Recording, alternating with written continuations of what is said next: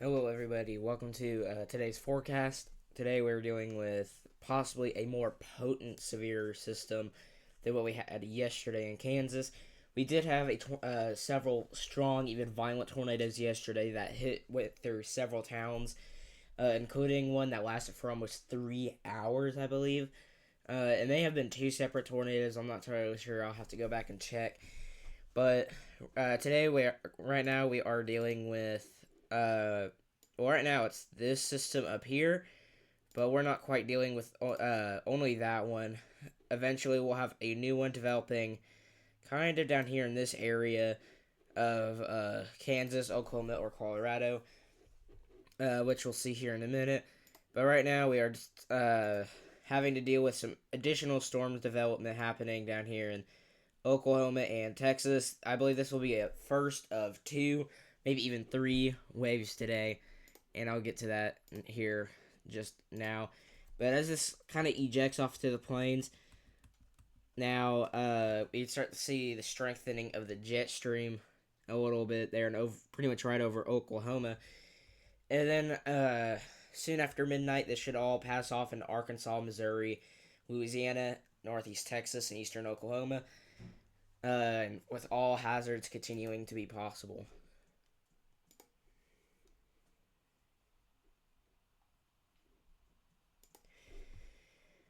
Looking into dew points, this is when I'll go ahead and go down here into the central U.S. Because the main concern area is pretty much like all of this right here. Anyways, right now dew points are already going into the low 70s, with the dry line still kind of out here in the Texas Oklahoma panhandles, but that should eventually kind of nudge into Oklahoma.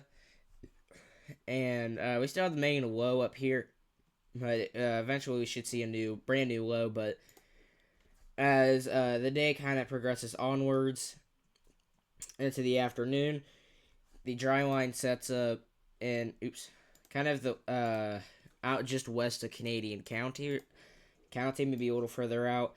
We'll start seeing storms fire off the dry line, which will be kind of out here, maybe even a little further west.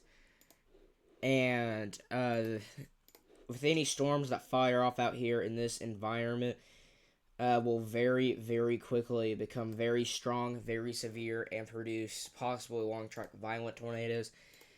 And then as we go off into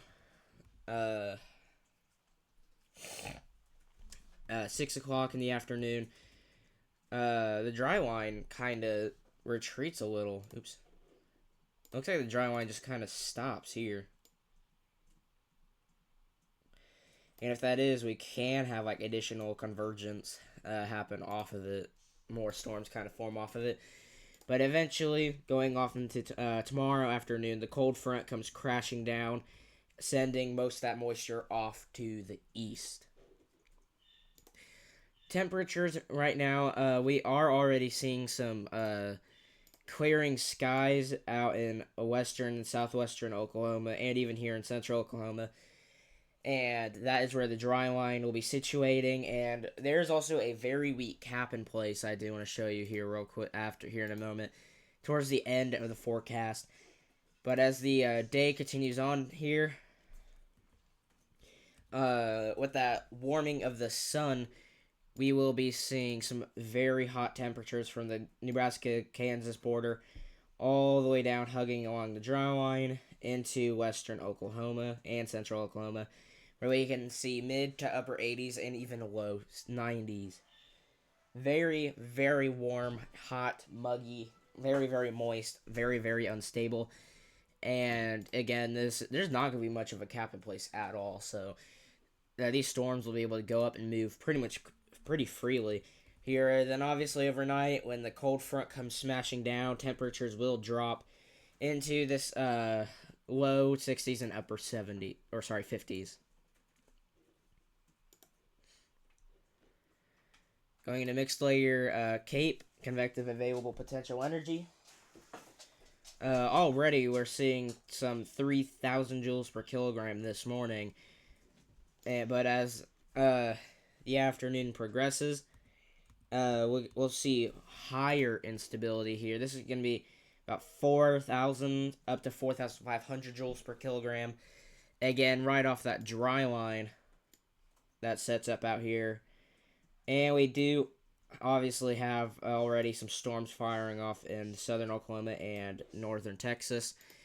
I won't have time to go live because I have a dentist appointment later this afternoon. But those should be mostly hailers, and we are expecting a first wave here mostly in Oklahoma. But that is mostly going to be hailers probably. But again, I did mention we'll have maybe 2 waves. And then obviously this Cape values will dramatically plummet overnight in the overnight hours as these storms head eastward. Let's go and take a look at the significant tornado parameters. And it's already kind of somewhat high in places like here in northern Texas and southern Oklahoma. But again, as the day progresses, tornado parameters will significantly go higher. And right here, for example, 5.2. That is really high. So, and then throughout the evening and overnight hours, everything will scooch eastward and kind of become Arkansas, Tennessee, Mississippi, kind of all out there. So, still keeping an eye on any storm that fires off out here for sure. And here is reflectivity with the updraft velocity. So you can see some of these storms firing off pretty much very early this afternoon. Any of these storms here, any of these storms could become strong and severe, especially down here in Oklahoma. It looks like 2 waves as part of the main jet stream starts to kind of come out a little bit. And then as these storms kind of pass off into eastern Kansas and Missouri, we see another wave kind of pop up here in central and south central Oklahoma. It wouldn't surprise me if these fire off a little further east, but these are still such in a strong environment. Any storms that go up will very quickly become tornadic and severe and cause some problems fairly quickly. But again, as these storms go ahead and just track on by into eastern Oklahoma and Arkansas, they'll kind of converge into mostly a maybe not a squall line, but a bit of just a line of embedded supercells and storms. And it looks like maybe a new cluster of storms will kind of try to pop up here in southeast Oklahoma. Maybe, perhaps those can be tornadic, big hailers, and wind producers.